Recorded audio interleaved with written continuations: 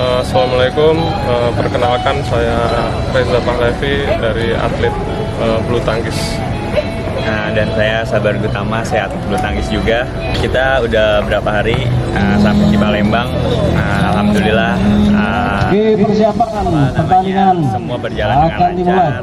Ada HUT Bayangkara, terus hospitality di sini sangat luar biasa. Kita sangat diperhatikan, sangat dijamu dari segi akomodasi, dari pelayanan, dari semuanya. Palembang luar biasa. Terima kasih Polrestabes Palembang.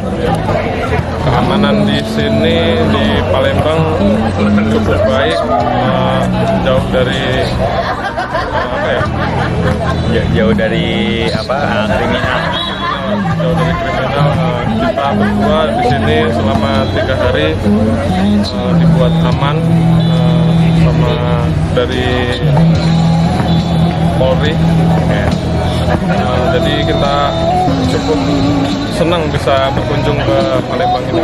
Terima kasih pada Bapak Kapolrestabes dan jajaran staf lainnya atas pelayanan yang luar biasa terhadap kita. Semoga kita bisa balik lagi dengan cepat ke Palembang supaya bisa bersilaturahmi lagi. Terima kasih.